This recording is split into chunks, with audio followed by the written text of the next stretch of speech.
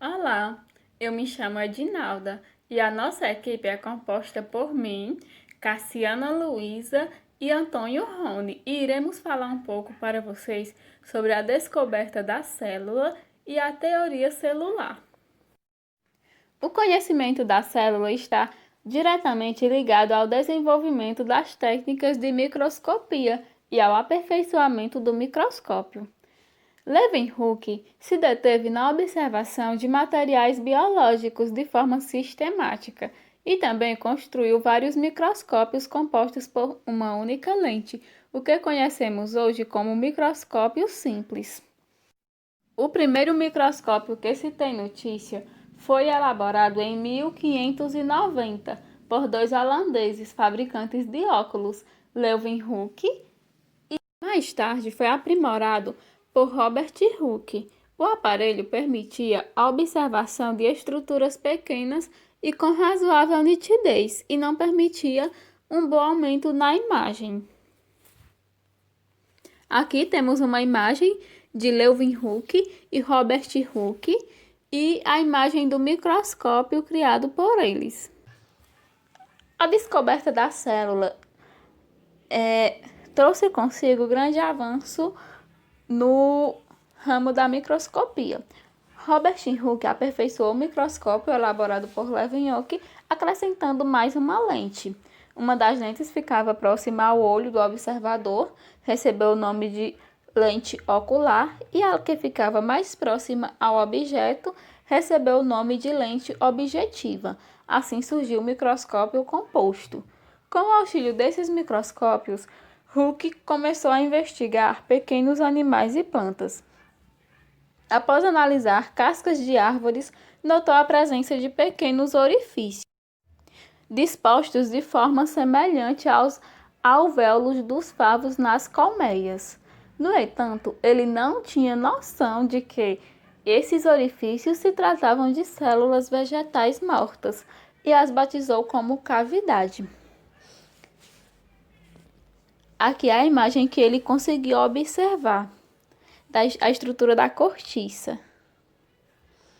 Hoje, os microscópios estão bem mais avançados e a microscopia possibilitou o descobrimento das células e a fundamentação da teoria celular. Após a descoberta das células, vários estudiosos começaram a analisar os organismos em sua forma microscópica. Vários estudos estavam focados nessa área, destacando-se os trabalhos de Anton van Leeuwenhoek, que observou organismos com bactérias, protozoários e até mesmo espermatozoides humanos. Após várias análises de diversos pesquisadores, além do avanço da tecnologia, Theodor Schwann e Mathis Schleider chegaram à conclusão, em trabalhos diferentes, que todos os organismos vivos eram compostos por células. Nascia aí a base da teoria celular. A ideia foi aceita por vários pesquisadores, incluindo o patologista Rudolf Virchow. Essa pesquisa foi além, afirmou que toda célula só poderia surgir de uma célula pré-existente. Apesar de não ter conhecimento a respeito da teoria da divisão celular, o pesquisador ficou famoso por sua afirmação: toda célula origina-se de outra célula. A teoria celular moderna é composta pelas ideias de Schwann, Slade e Virchow, e baseia-se em três ideias principais. Todos os organismos vivos são formados por uma ou mais células e pelas estruturas por elas produzidas. As células são consideradas unidades morfológicas e funcionais de todas as formas de vida. Todas as células originam-se de uma célula pré-existente, ou seja, todas as células apresentam capacidade de divisão. Um dos tipos de célula é a célula procarionte. A principal característica de uma célula procarionte é a ausência de um núcleo delimitado. Nessas células, observa-se apenas um local, nucleoide, contendo DNA circular, o DNA cromossômico, não associado a proteínas histonas. Podem existir ainda pequenas moléculas de DNA livres no citoplasma, conhecidas como plasmídeos, que são capazes de produzir independentemente do DNA cromossômico. Essas células destacam-se pela ausência de organelas membranosas, como retículo endoplasmático e complexo golgiense. Nessas células são encontradas apenas ribossomos, organelos relacionados com o processo da síntese proteica. Apesar de uma organela presente em células eucariontes e procariontes, nesses últimos apresentam em menor tamanho. Como as células procariontes não apresentam organelas membranosas, as mitocôndrias relacionadas com o processo de respiração celular estão ausentes. Assim sendo, as moléculas de cadeia respiratória em procariontes estão presentes na membrana interna da membrana plasmática. e não nas mitocôndrias. As células procariontes não apresentam também citoesqueleto e podem haver ainda uma parede celular e a presença de fimbrias, pequenos filamentos. A função das fímbrias é garantir a fixação da célula procarionte na célula hospedeira e ajudar no processo de conjunção. Poucos organismos possuem células procariontes. Atualmente, essas células podem ser encontradas apenas em bactérias e algas azuis, cianobactérias. Todos os organismos, tais como protozoários, fungos, plantas e animais, possuem células do tipo eucarionte. Falando sobre célula eucariótica, elas podem ser de dois tipos: célula eucariótica animal e célula eucariótica vegetal. Ambas são células mais complexas que a célula procariótica, por possuírem organelas citoplasmáticas membranosas, onde cada uma tem uma função específica para garantir o funcionamento dessa célula.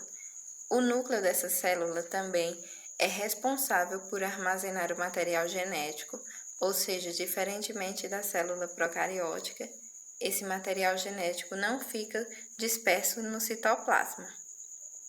Alguns exemplos de células eucarióticas podemos encontrar em plantas, fungos e animais. Enfim, na grande maioria dos grupos dos seres vivos, com exceção das bactérias. Aqui nós temos um esquema da célula eucariótica animal. Ela possui membrana plasmática, também presente na vegetal, e algumas organelas que vocês podem observar. Em azul nós temos a mitocôndria, que é responsável por produzir energia e garantir o funcionamento adequado dessa célula. Temos também o núcleo, que é responsável por armazenar o DNA e por garantir o processo da divisão celular. Na célula eucariótica vegetal, já podemos observar algumas diferenças. Além da membrana plasmática, ela também possui uma parede celular composta por celulose e também vacúolos e cloroplastos.